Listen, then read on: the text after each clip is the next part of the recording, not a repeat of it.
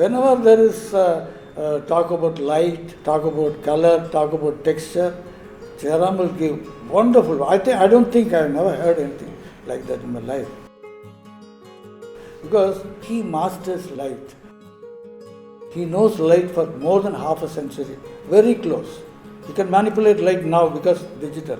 Early days, it was very difficult because the film has only one ISO.